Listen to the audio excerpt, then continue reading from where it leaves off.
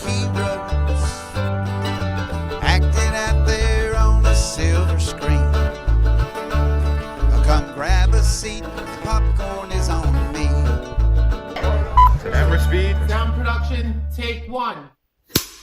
Hello, welcome to Meet Me at the Movies. Noel T. Manning II here, coming to you from C19 TV. We appreciate you, as always, taking the time to spend with us as we talk movies and other entertainment. And I'm really excited about today's guest. Benita Van Winkle is guesting with us today. And I've read this little magazine, and I'll tell you why I've got Benita on here. A little magazine called AARP. And I just love the stories. And yes, I'm over the age that I can actually get AARP, so I'll share that with you as well. But I love just reading the stories and getting some interesting tidbits. And I came across this article, and it was called The Last Picture Show. And anybody who knows me knows of my fascination and love of cinema.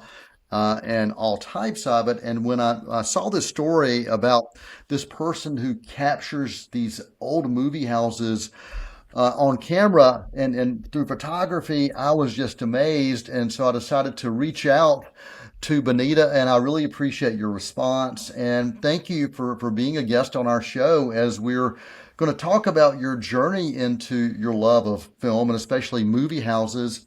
And a forthcoming book that will be released in the spring of 25. And I think I've got the title right. America's Hometown Movie Theaters, Please Remain Standing. Is that right? That's correct. It is. Wonderful. Well, Benita, thanks for joining us. Really appreciate you being here. Well, thank you so much. I appreciate being here. And I love to know that there's other people that are as enthusiastic about movies and movie theaters as I am. That article in AARP has brought me letters. I'm so humbled. It's brought me letters from all over the United States that people have written to me to tell me about their theaters and their experiences. And it's how I find a lot of the next theaters I want to go to. Wow. Well, growing up, I was born in a small eastern North Carolina town in Pitt County. It was called Ayden, North Carolina. And we had one movie theater.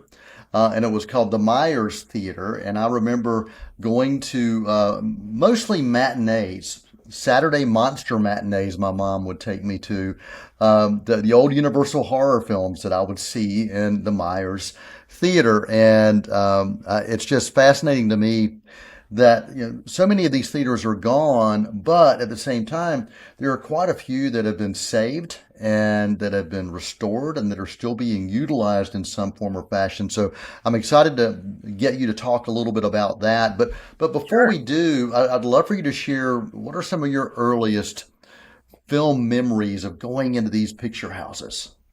I grew up in Largo, Florida, and I remember going to see replaying, of course, Gone with the Wind at the Little Largo Theater, which was a quasi-hut theater. It was gone by the time I was in middle school. And then next door to Largo, Florida was Clearwater, and Clearwater had the big theaters. So they had the Carib and the Capitol. And the Carib, I can't say one was more favorite than the other because they were just different. They were wonderful. The Capitol had the balcony, which I always wanted to sit in the balcony. And then the Capitol was just big. But the scary part about the Capitol was it had this beautiful marquee. It was like a 3-dimensional marquee with Florida and then like a sailfish and then a flamingo and a hula dancer on the Caribbean islands that were there. And it was just very cool. So it was kind of, it was fun. But then when you walked in, it was so strange because the wall was painted with these Egyptian figures that were like 2 stories high. Wow. So I thought they were going to come in and get me. And I would go into the theater and I would do this until the movie started because I was so afraid of them. And then as I got older, I realized that what they were acting out the history of sound in movies. Wow. And it was just, and then I was in on it. Then I was cool. I was in on it. So, yeah. And that theater got me started on this whole project, because then I fast forward, I worked at the bank next door. I used to go get popcorn there on my breaks. Fast forward, I decided to go to college, and my teacher gave us an assignment to photograph painting with light, to paint with light, where you photograph in a Wow. dark place. So I took Yes. one light with a light bulb. I called up Clarence. I knew him, the manager. I'd worked next door. And I called up Clarence and said, "Can I come?" And he said, "Well, get here before the matinee is over with." So I said, "Okay." And so I got there with 400 feet of electrical cord and one bulb, and I got about 2 exposures off.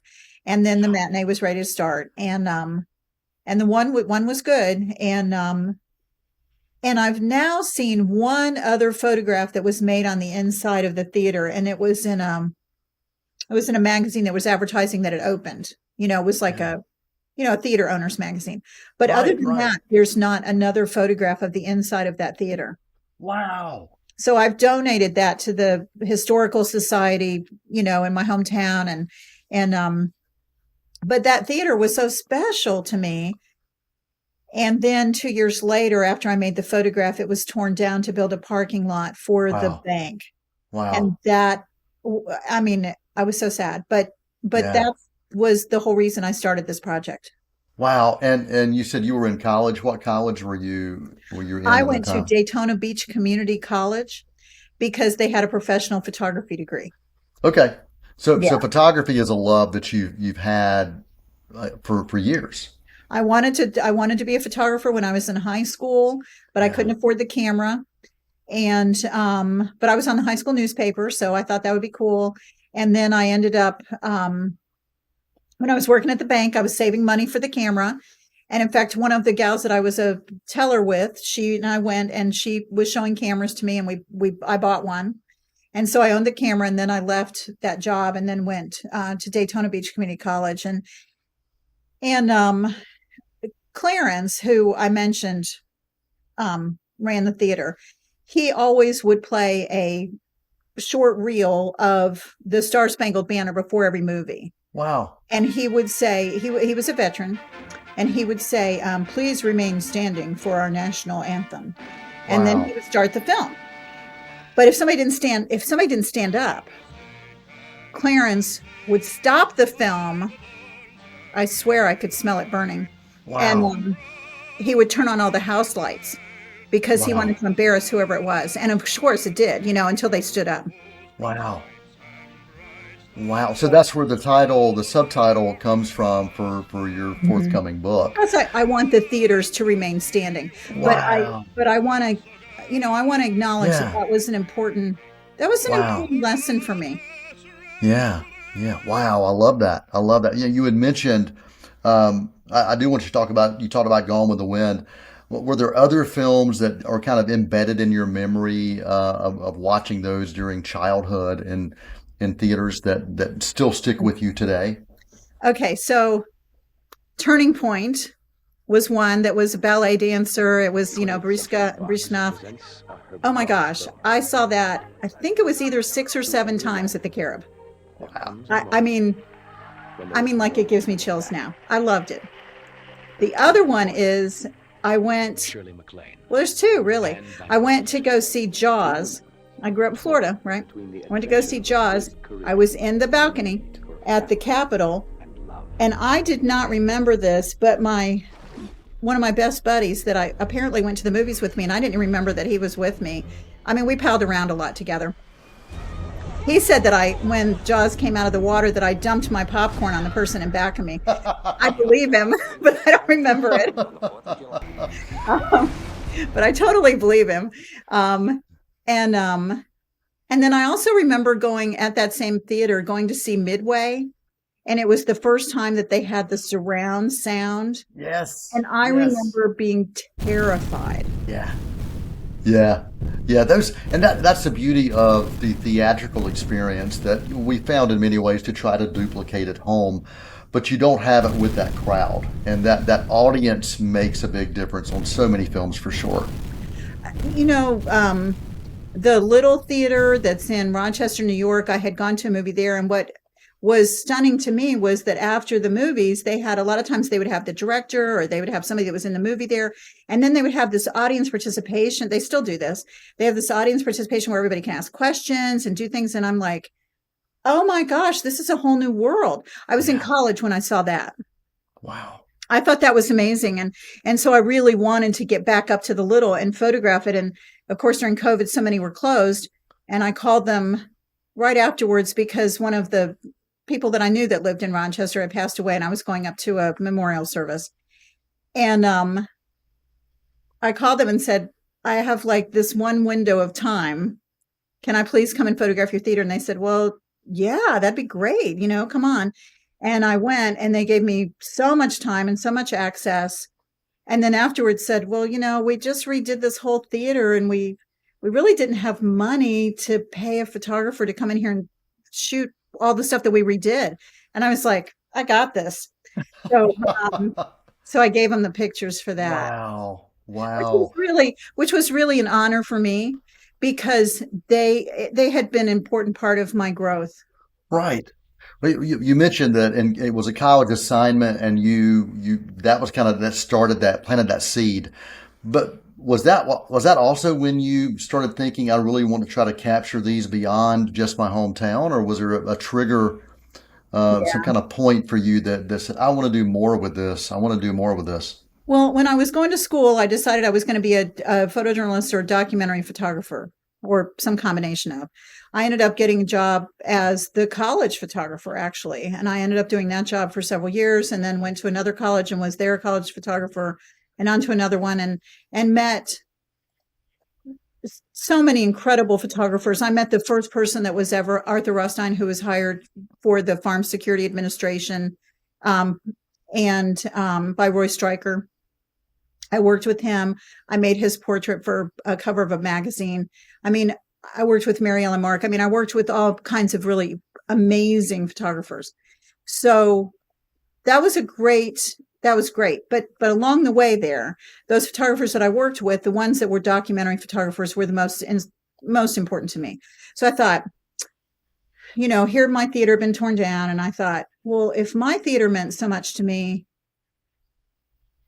I'm thinking that other theaters mean something to somebody else. And so it was very, very loose. It was very loose. But I would see a theater and I would stop and photograph. And then I'd see another theater and I'd stop and photograph it. And I started getting more and more serious about it.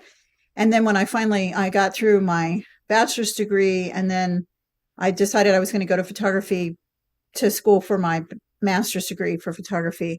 And when I got there, the first week they said, and what's your project? And I thought, oh, I had to have that decided before I got here. And I had been shooting different things. I had been photographing the circus, the Clyde Beatty Cole Brothers Circus, for 5 years. I had been photographing other things as projects, but really the theaters were what I was enamored with. And so I said, well, yeah, I think this is my project because I've really already started it. And and the funny thing is, the day before school even started and I was moving into Southern Illinois, I was in this little tiny town, Murfreesboro, and there was this Liberty Theater.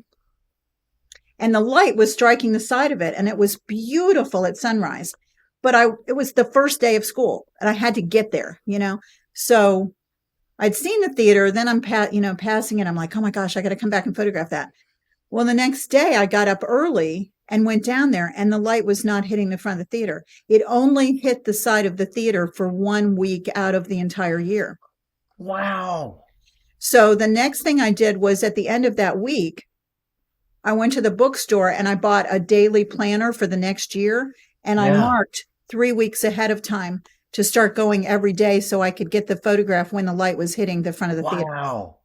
Well, I was thinking about it, but not in the way of like, oh, this is going to be what I'm going to work on for 42 years, Well, I love that. That's dedication. That is absolute dedication. Well, thank you all for spending time with us right here on Meet Me at the Movies. And we're just so thankful to have Benita Van Winkle joining us, talking about the old picture houses, the old movie theaters And she is documenting these and has been doing it for 42 years in some form or fashion. And the forthcoming book that she's working on that captures so many of these theaters in photographs and in stories is called America's Hometown Movie Theaters. Please remain standing. So after this intermission, we're going to bring Benita back and we're going to talk more about this book, her love of old theaters, and much more right here on Meet Me at the Movies. Won't you come and meet me at the movies? Won't you come and watch a flick? Hey, I'm David Allen, back as Armchair Quarterback host. I'm Guy Suttle from C19 TV Sports. And I'm Rob Roop from KTCBroadcasting.com. What's in store on the gridiron? Each week we look at all 4 Cleveland County High School football teams, Burns, Crest, Kings Mountain, and Shelby. We will look at what happened the week before and look ahead at what's coming up this week. And we'll also discuss ACC, SEC, and Gardner-Webb college football. And of course, the NFL and those Carolina Panthers. So don't miss another great season of football right here on Armchair Quarterback on C19 TV and online at c19.tv. She gets her hair from her mom, her eyes from her dad, and her drugs from her home medicine cabinet. Fact: more people die from drug overdoses than from car crashes or gun violence. And over 50% of those deaths are from prescription drugs. Prescription drug abuse is preventable. 1. Secure and take regular inventory of our medications. 2. Dispose of unused or expired medications. 3. Share this message with others. Be aware, don't share, lock your meds. Won't you come and meet me at the movies? Won't you come and watch a flick? Hello, welcome back to Meet Me at the Movies. Noel T. Manning II here, spending time with Benita Van Winkle, and she is a photographer and author and everything rolled into one for a forthcoming book in the spring of 2025, America's Hometown Movie Theaters. Please remain standing. And if you watch the first part of the show, you'll know exactly a couple reasons why that's important.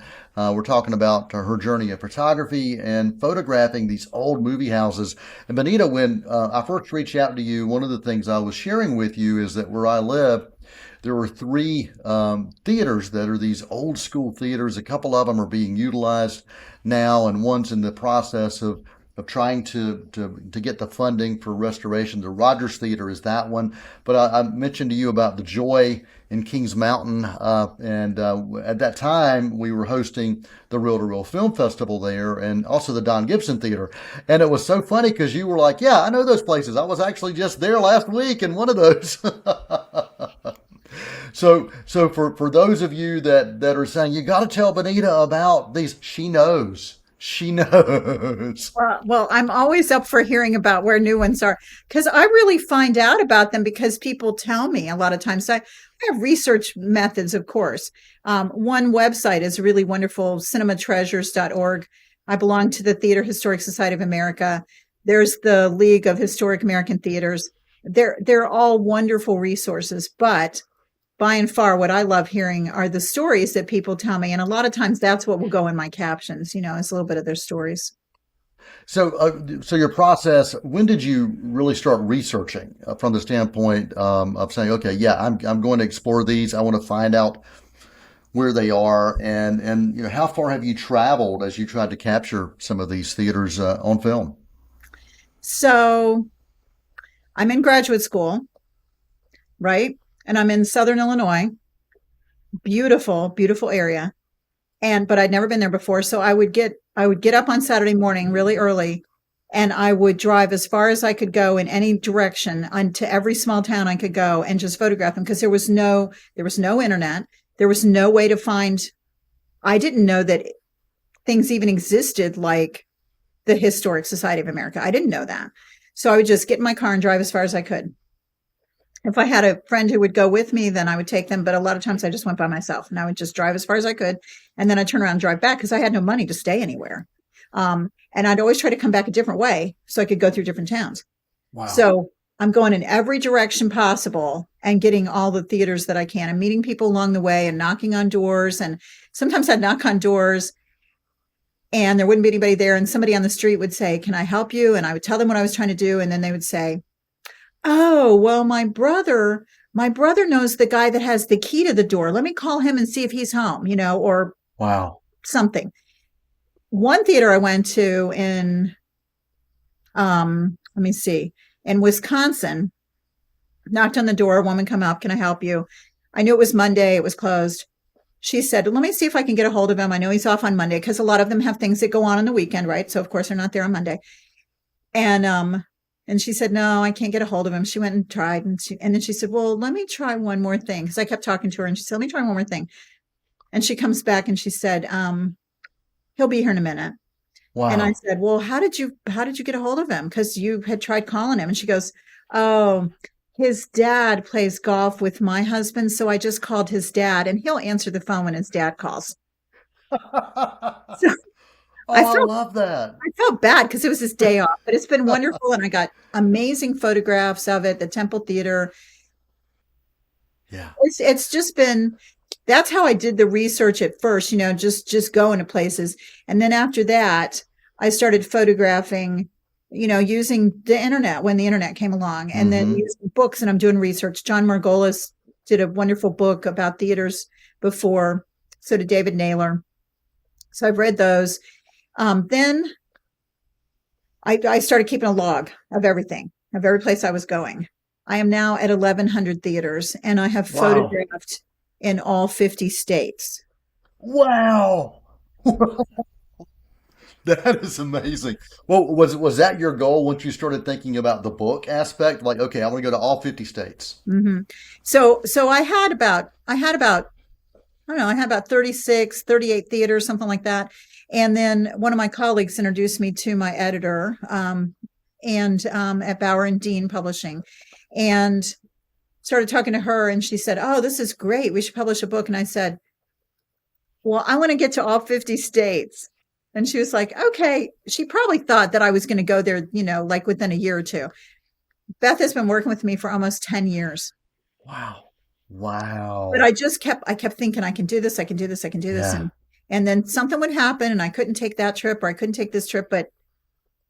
And the only state, I will be honest, the only state that I have not set foot in is Hawaii, because it's just so expensive. And there's not that many theaters there, but my next door neighbor was going, and I was joking with her, "Oh, I'd love to be a mouse in your pocket." Well, 2 weeks later, this story comes out about how Harry and Meghan in California hired a photographer in Britain to photograph their pregnancy portrait. And I thought, if it's good enough for royalty, it's okay for me. So I talked my neighbor into doing this. We went out and practiced in downtown Winston-Salem, me around the corner, so she can't see me, can't hear me, but I'm telling her what to shoot. And we did it. Oh, wow. That's awesome. I love it. I love it. Well, as you think back and reflect on this journey so far, because I know it's continuing, it's an ongoing journey, what do you think has surprised you the most about it? Surprises me the most, I think it's just been such a gift to feel connected to so many people across the country that I don't know, and that people are so kind to me. They're just so absolutely kind to me, to let me into their theaters, to tell me their stories, to share their lives with me, to share how important their theater is to me, share all those feelings with me. I'm still so humbled by that. And I want to do right by them. I want this book to be a celebration of the theaters that are still standing and the ones that are not standing that I have photographed. I want to still celebrate that they were important in their communities. It brings people together in a way that nothing else does. Well, as you think about these communities that are finding ways to save and restore and continue to find ways to utilize theater, sometimes in the same ways, but sometimes in new ways, what are the things that are you finding fascinating about those that are still living theaters now? I love that many of them have, just like we all have, especially since COVID, had to reinvent how we do things, right? So I love that some theaters have added in things like sensitivity, awareness for children that have autism or people that have autism. I love that. I love that they're thinking about that. I love that they've figured out ways to pull in different parts of the community for different things, that they've engaged them in ways that are just so creative. And,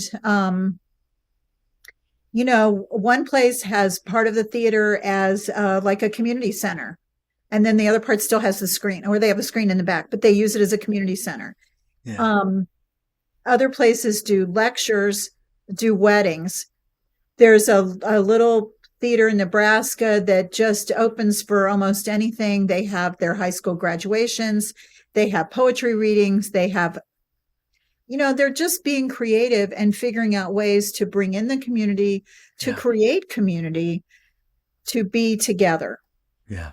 I love that. We are joined right here on Meet Me at the Movies with Benita Van Winkle, and we're about ready to wrap this episode, and we're going to bring Benita back in the spring when the book is released that captures so many of these stories through photographs and through interviews and thoughts. And the book is going to be called America's Hometown Movie Theaters, Please Remain Standing. And I want to give you a chance, Benita, any final thoughts or comments you want to make sure you share? Because we are going to have you back, but anything you want to make sure you share today?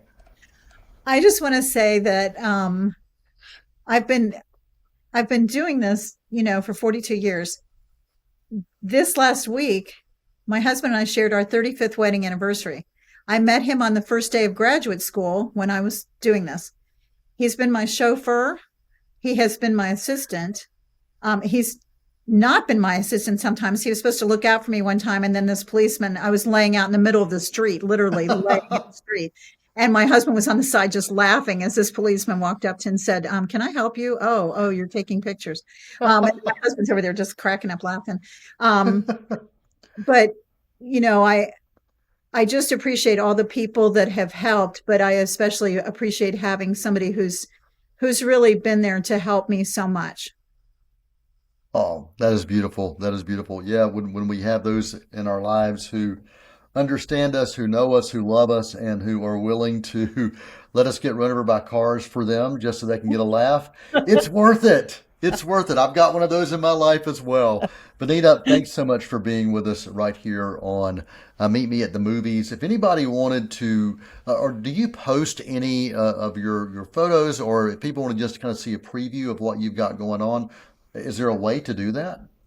I have some of them on my Facebook page, which is just, my name. And I have some on Instagram as well. And I have a website, which I need to work on. So thank you for reminding me of that.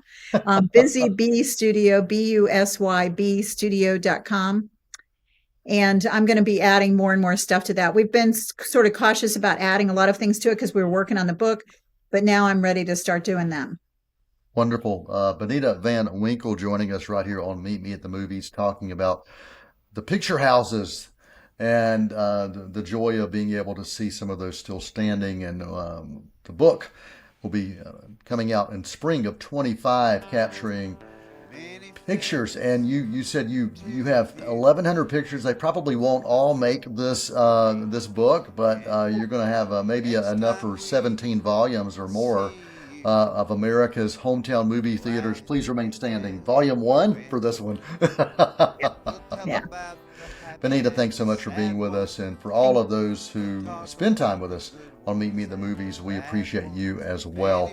And until next time, for the entire cast and crew right here, that's a wrap. Again.